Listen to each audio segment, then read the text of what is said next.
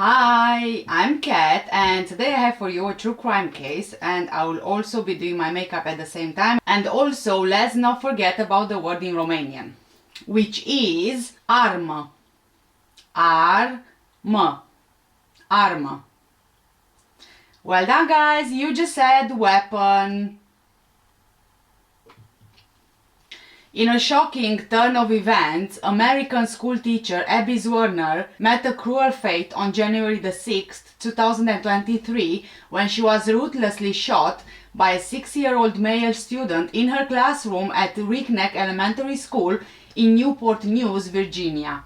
The boy had brought with him a terrifying 9mm semi-automatic pistol belonging to his mother into the school in his backpack, defying the supposed security measures of the metal detectors. The deafening question echoes throughout the nation. How did a child so young come into possession of a weapon of mass destruction, and why did he unleash it on his teacher? But the haunting truth is that there were warning signs and indications of the tragedy to come. The shooting was the first US school shooting of 2023, but it was actually the third incident of gun violence in Newport News Public School District in 17 months. This is one of 16 US school shootings committed by individuals under the age of 10 since 1970. Richneck Elementary School is an elementary school in Newport News with 550 students. This school was equipped with metal detectors at the time of the shooting, which were randomly used to screen students. The thing is though that this student has a history of behavioral issues at school, not only this school. He was swearing at staff, trying to whip students with his belt, and even choking a teacher. In 2021, he allegedly came from behind his teacher, locked his forearms around her neck, and pulled her backward before a teaching assistant was able to pull him off of her. The teacher later said, quote, "I didn't feel safe the rest of the year because I knew if they didn't protect me when he choked me and I couldn't breathe, then they wouldn't protect me, my kids, or my colleagues if he did something not as harmful," end of quote. This particular incident had been reported to administrators. The teacher requested anonymity because she fears potential retaliation from the school district. The boy was later moved into another class in another school. In the week before the shooting, the student allegedly slammed his teacher Abby's mobile phone and broke it. He was suspended for 1 day, and on the day of the shooting was his first day back to school. However, before this horrific incident happened, multiple staff members, including his teacher Abby, told school administrators about the student's conduct, and they voiced concerns that he may have a weapon on him. Abby first alerted school officials between 11:15 and 11:30 a.m. on 6th of January 2023 following protocol, saying that the student threatened to beat up another student.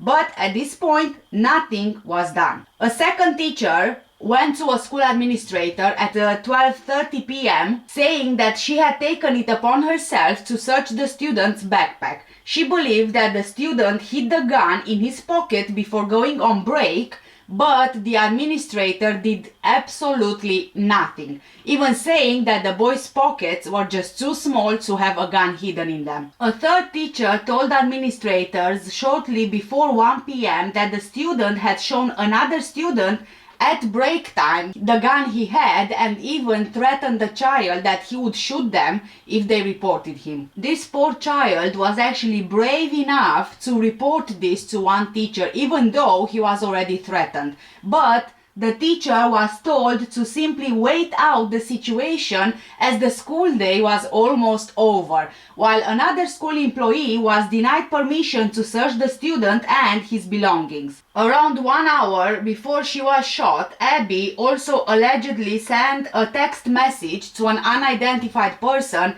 that the student claimed to have a gun, and school administrators were simply not helping. During a routine lesson at approximately 2 p.m. on January the 6th, 2023, Whilst Abby was sat at the reading table, the 6-year-old male student pointed a 9mm Taurus pistol at his teacher Abby and then shot at her when she tried to reach out for the weapon. The bullet passed through her hand and then lodged in her chest. Police reports said that the shooting was intentional. According to police, there was no struggle or warning given before the student discharged the gun, and as it turns out, the student's mother legally owned the gun that he took into his backpack to school that day. Immediately after she was shot, attempting to protect the other children in the classroom, Abby took them all out of the classroom and away from the shooter, while another staff member restrained him until police arrived and took him away. He was arrested and remained in a healthcare facility as of January 13, 2023. Because of his very young age, he actually can't be identified. On January 13, police stated that they didn't know about the tip that he was armed before the shooting happened. Abby's injuries were initially described as life-threatening, although her condition improved and she was described as stable on January the 8th, 2023, and thank God she was released from the hospital in mid-January. Richneck Elementary School remained closed during the following week, and the school announced that Principal Brianna Foster Newton left the position shortly before the school reopened on January the 30th. School Assistant Principal Dr. Ebony Parker resigned before the school reopened, and the school district superintendent George Parker III was voted out effective February the 1st. The school reopened with additional safety measures in the shape of 2 permanent school division security officers, 2 metal detectors, doors installed in previously open areas, and all students receiving clear backpacks. 25-year-old Abby Zwerner, or Abby, graduated from James Madison University in 2019, and she earned a master's degree from James Madison University's College of Education the following year. She comes from a family of educators, and at the time of the tragedy she was teaching 1st grade at Richneck Elementary School, where she was highly admired by her colleagues for her enthusiasm in and out of the classroom and her passion for lifelong learning. Abby loved teaching, and this was actually her dream, and it was her career. She was passionate, she wanted to help her students. Teaching was her life and she was happy in what she was doing, but after this happened, she is now questioning whether she really wants to pursue this dream or whether she will even be able to follow the dream. The shooting sparked conversations about the legal culpability of very young children and comparisons to the February 29, 2000 killing of Kayla Rowland, when a 6-year-old boy fatally shot Kayla at Buell Elementary School in Mount Morris Township, Michigan. The boy was not charged with murder because of his age. However, his uncle was convicted of manslaughter. In an NBC News opinion piece, a clinical psychologist emphasized the limitations of children's moral development and cognition of events and called for compassion to be extended to the shooter and for the provision of care and rehabilitation as opposed to incarceration. On January 25th, Abby Zwerner's attorney, Diane Toscano, stated that they plan to file a lawsuit regarding multiple failures by the administration of the school to respond to concerns that the student had a gun on the school campus. The boy's family has taken an attorney. Police have said that the 9mm handgun used in the shooting was legally purchased by the boy's mother. The family said the gun had been secured. Their attorney, James Ellenson, said in January that his understanding was that the gun was in the woman's closet on a shelf well over 6 feet high and had a trigger lock which required a key. The family also said that the boy has an acute disability and was under a care plan that included his mother or father attending school with him and accompanying him to class every day. The week of the shooting was the first time when neither of the parents were in class with him. I don't know what acute disability this boy has, but if one of his parents needed to be in class with him every day, then Clearly something was really going on with him. There must be a reason why one of them had to be with him and it was part of his care plan. The only thing that I can think of is of him maybe having really violent outbursts or tendencies or some kind of an antisocial behavior. But if this kid really has special needs, then why risk putting other children in danger by accepting him into a school which was not possibly equipped for his needs or tendencies? I mean, I can't really comment on it because we don't really know what problems he said, but it's kind of like, you know, a logical thing to us. Newport News Mayor Philip Jones described the shooting as a red flag for our country, also saying, quote, "I do think that after this event, there is going to be a nationwide discussion on how these sorts of things can be prevented," end of quote. Professor and gun violence expert Daniel Webster of Johns Hopkins University stated that gun violence by children was increasing in frequency. The American Federation of Teachers President Randy Weingarten called for government action to prevent guns from being taken into schools. Quote, "When will the shock of gunshots in school be enough to inspire the action necessary to prevent guns in schools and the shattering of lives it causes?" End of quote. Gifford's Law Center to Prevent Gun Violence lawyer Alison Anderman criticized Virginia for not having laws requiring guns to be securely stored. Virginia Governor Glenn Youngkin shared his belief that Virginia had some of the toughest gun laws in the nation and spoke of a need for harsher criminal sentencing and improved mental health care. The families of two students at the school filed notices of potential legal action against the school system over trauma they say the shooting inflicted on their children. Parents of a first grader said that their daughter was in the classroom when the shooting occurred and suffered emotional harm as a result. The parents also alleged that school officials failed to protect their daughter throughout the school year from bullying, harassment, and assault. A letter from the other child's family cites injuries sustained during a school shooting on January the 6th, 2023. Their attorney did not elaborate further, although authorities have said that no children were physically harmed during the incident. Both notices were dated on January 30th.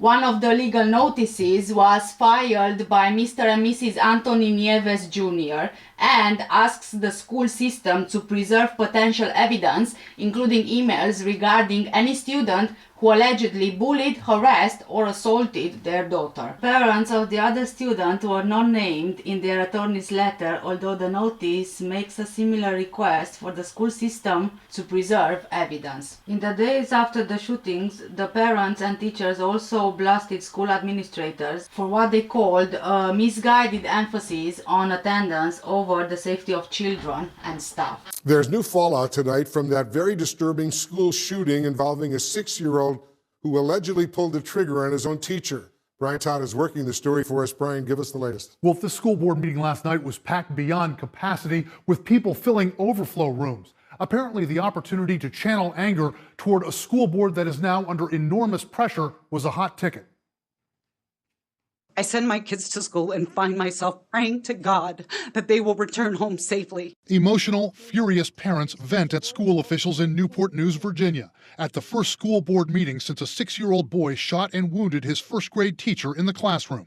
Don't want to have a family dinner where I talk about where my kids will hide in their school. One woman said her daughter was in the classroom at Richneck Elementary School when teacher Abby Zwerner was shot. She's 6.